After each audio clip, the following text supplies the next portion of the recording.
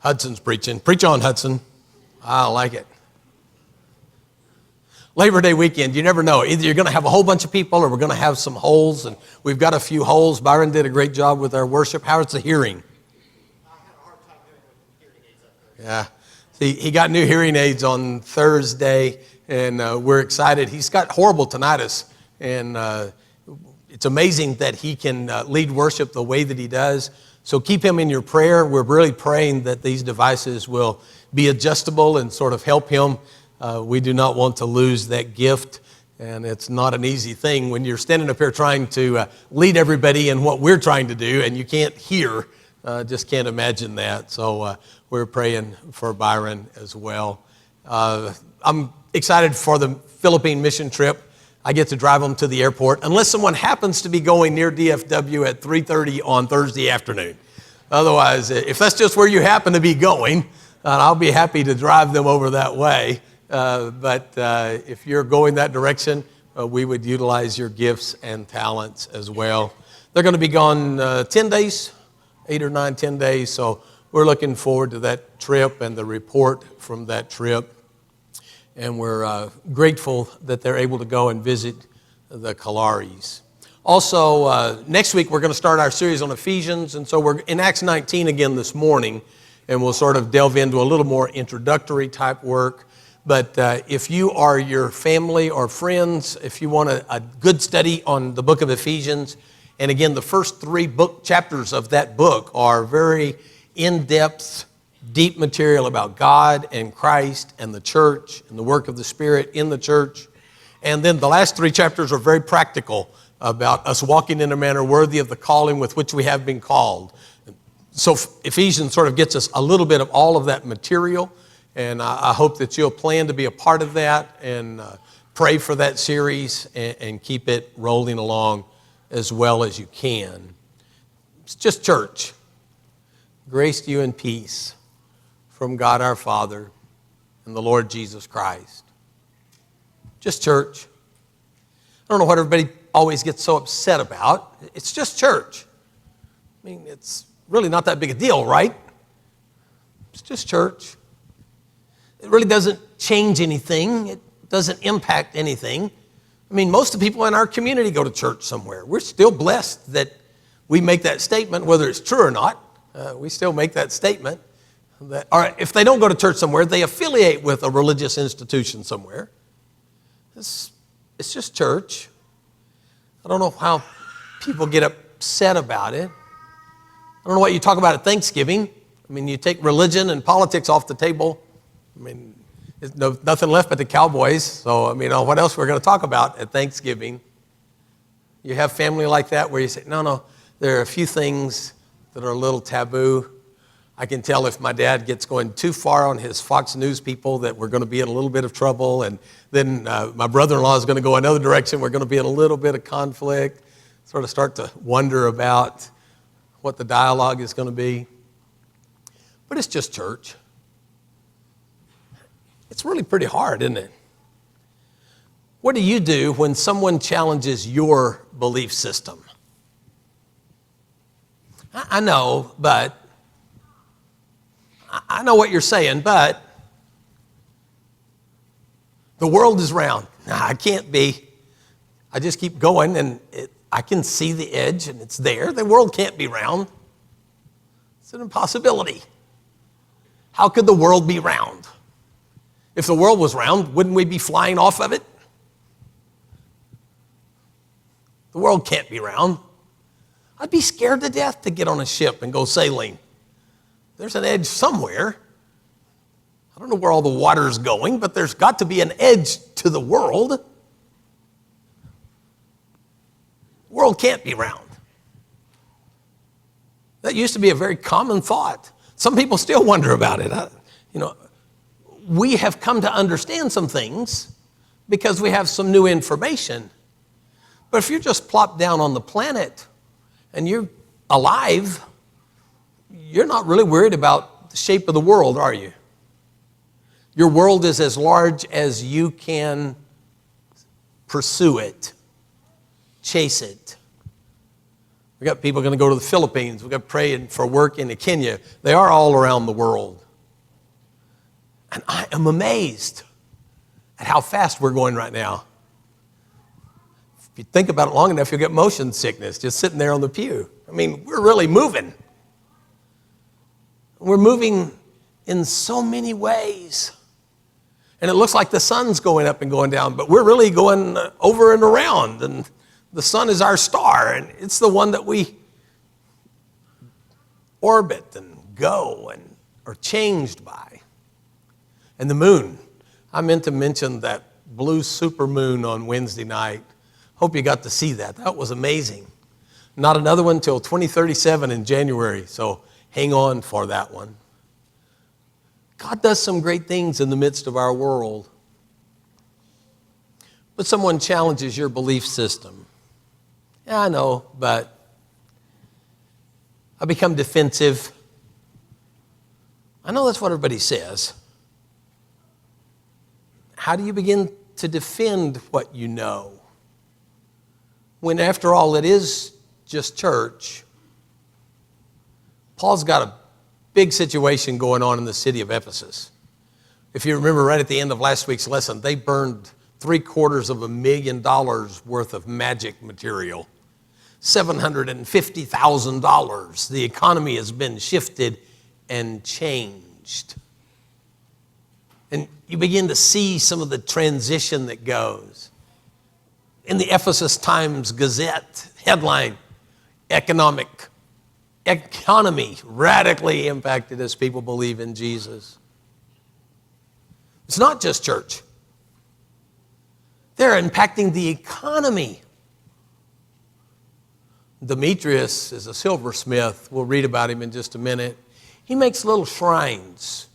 They're little miniature temples of the temple of Artemis. And I'm going to give you a little prehistory, and then when we read it, we can fly through it. There's been a temple of Artemis for 600 years by the time Paul shows up in Ephesus. And they've gathered there to worship this image. And they are radically changing the world. The Ephesians take seriously that they are the guardians of the idol of Artemis. And now someone shows up preaching Jesus, challenging their belief system. For over 600 years, your family has been going to worship. And they've been at the temple. And now someone comes in and starts to preach. After these things were finished, Paul purposed in the Spirit to go to Jerusalem after he had passed through Macedonia and Achaia, saying, "After I've been there, I must also see Rome." Having sent into Macedonia 2 of those who ministered to him, Timothy and Erastus, he himself stayed in Asia for a while. About that time, there occurred no small disturbance concerning the way. Now we're getting to the belief system part. There's something called the way. It's the identifier of this new sect of the Jewish religion. The Jews who believe that the Messiah has come, they're the ones who are known as the way. That's why you see it in books. It's a Judeo-Christian teaching, because we were the outgrowth of those who said the Messiah has arrived. And there is no small disturbance concerning the way. It's just church. Why should people in Ephesus be that upset about it? For 600 years, they've had their religion. For 600 years, everything has rocked along just fine. It's just church, but it starts to have a massive impact. The church really should touch the world, shouldn't it? We should change our world right here in Springtown.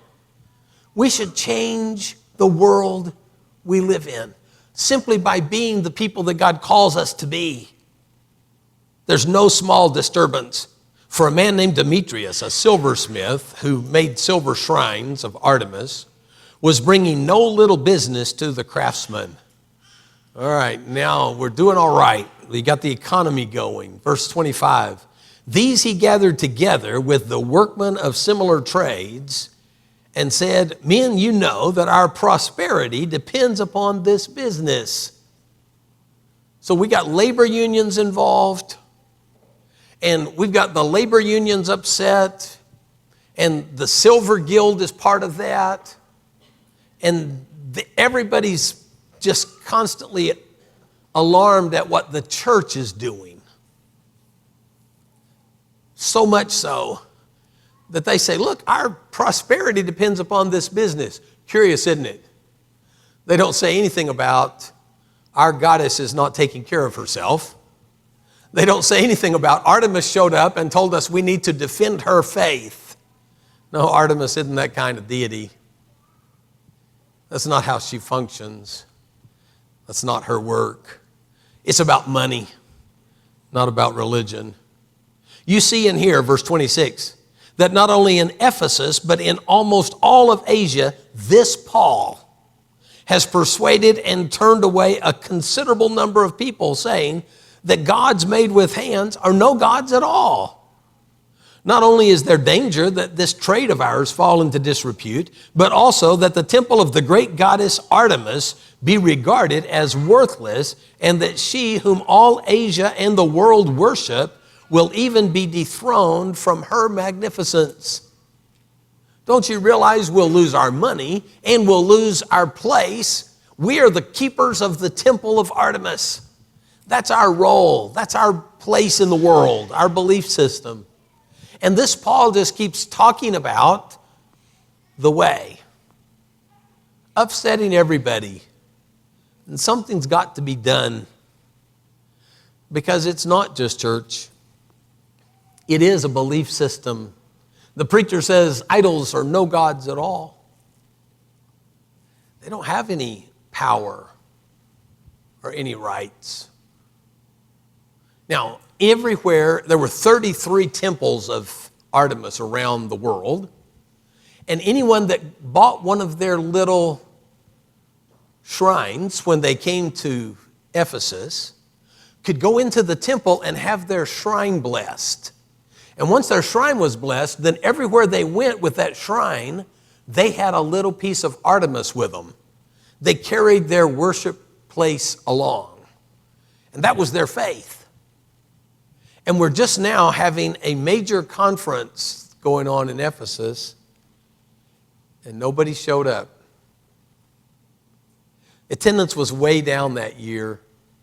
From up the Lycus River Valley, all the people that used to make it into Ephesus for their pilgrimage, and they'd buy their little shrines, and they'd have them blessed by the priest or the priestess and take them back home. No one showed up at church. They just weren't going, because this preacher named Paul had been talking about the way and saying there was a different way than Artemis' way. What do you do when someone challenges your belief system? How do you process that? Our goddess is going to be dethroned. Well, verse 28 and following. When they heard this and were filled with rage, they began crying out, saying, "Great is Artemis of the Ephesians." The city was filled with confusion, and they rushed with one accord into the theater, dragging along Gaius and Aristarchus, Paul's traveling companions from Macedonia. And when Paul wanted to go into the assembly, the disciples would not let him. Also, some of the Asiarchs, who were friends of his, sent to him and repeatedly urged him not to venture into the theater. So then some were shouting one thing and some another, for the assembly was in confusion, and the majority did not know for what reason they had come together. Some of the crowd concluded it was Alexander, since the Jews had put him forward. And having motioned with his hand, Alexander was intending to make a defense to the assembly. But when they recognized that he was a Jew, a single outcry arose from them all as they shouted for about 2 hours, "Great is Artemis of the Ephesians." Now that's what they yelled every day when they went to worship. That's how you started worship at the temple of Artemis. "Great is Artemis of the Ephesians," for 2 hours. Now, you need to see this theater here. It seated 25,000 people. 25,000 people. Have you ever been in one of those environments where suddenly there's confusion and nobody really knows what's going on and you're just sort of caught up in it and you're just going, hey, what's happening? Well, I don't know. Come on, let's. And everybody ends up down at the theater, which was next door to Artemis Temple. Artemis Temple was about the size of the football field over here at the stadium. How wide's a football field? 55 yards? 53. It was 60 yards wide, just a little wider. Put one side of the track on from Springtown Stadium. Both end zones plus 5 more yards. There was a temple that size. 117 pillars in the Temple of Artemis. Every pillar 60 feet tall. Every one made of marble. 33 of them engraved, the others smooth. Every pillar weighing 150 tons. How'd you like to have the crane consignment around Ephesus back in the day? 150 tons of marble, 117 of them stood up for this temple, and they're defending it. Right next door now, we've got 25,000 people. It's probably a packed house. The whole city's turned out. Everybody's upset. But it's just church. It really doesn't make that much difference, does it? It really does matter what you believe. And what you believe really does change how you act. And suddenly, everyone in the city is there with a riot breaking out. What are we going to do? Our world is turned upside down. And someone starts singing that chant, great is Artemis of the Ephesians, great is Artemis of the Ephesians. And it takes over and it just becomes the mantra and it consumes everybody that is there. And finally, 2 hours later, I mean, they're dedicated, right? They're dedicated. 2 hours later, there's a changing, a shifting that happens. Alexander, a Jew, was put forward. Now, Alexander's probably not going to make a defense of the way. Alexander's probably going to say, hey, we don't have anything to do with the way. He's probably not making a defense of them. He's trying to disassociate the Jews from the way. Paul had already been kicked out of the synagogue pretty well, already started his own school. By the way, education is the way that you change the world. Education is the way you change the world. He started a school in the school of Tyrannus, and he talked about Jesus, and he changed the world. All you do is start talking about Jesus. The Philippines are changed because someone talked about Jesus. Springtown has changed because someone talked about Jesus. You see, it's not just church. It is distinct. It does make a difference in the midst of a lost and dying world. Everyone you meet believes something. Everyone you meet believes something. They have something that makes them get up in the morning and go to work and tend to their family. They have a faith system. And if we begin to challenge that, we have to expect what Paul got. Now, take Paul for this situation.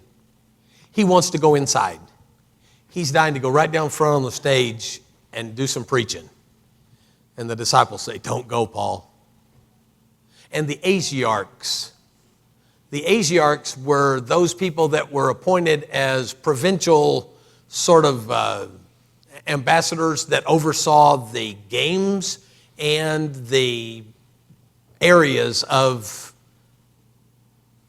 Asia. And the Asiarchs are friends of Paul, and they say, Paul, don't go in there. It's not safe for you there. Don't try it.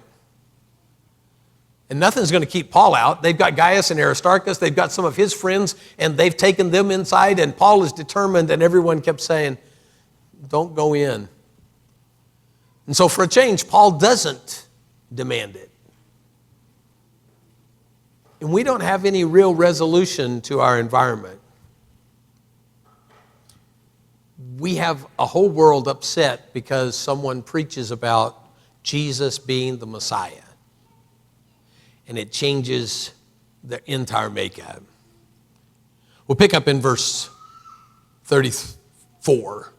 When they recognized that he was a Jew, a single outcry arose from them all as they shouted for about 2 hours, "Great is Artemis of the Ephesians." After quieting the crowd, the town clerk said, "Men of Ephesus, what man is there, after all, who does not know that the city of the Ephesians is guardian of the temple of the great Artemis and of the image which fell down from heaven?"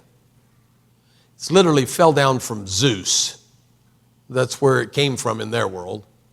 The image which fell down from Zeus. Everybody knows that Ephesus is the place where Artemis is defended and where the image that fell from heaven exists. So since these are undeniable facts, you ought to keep calm and to do nothing rash. When someone challenges your belief system, you return to your undeniable facts. We're still Ephesus. We still have the temple. We still have that image that Zeus sent to us. Evidently, there was a meteorite that had fallen about 600 years earlier, and it had evidently some of that shape that you saw in that image and made someone think of a multi-breasted goddess that was there. But she was the same goddess. She was Astarte and she was Ashtaroth. Depending on where you lived, she was the fertility goddess of their world. And he's saying we have some undeniable facts. Your belief system is based upon what you know.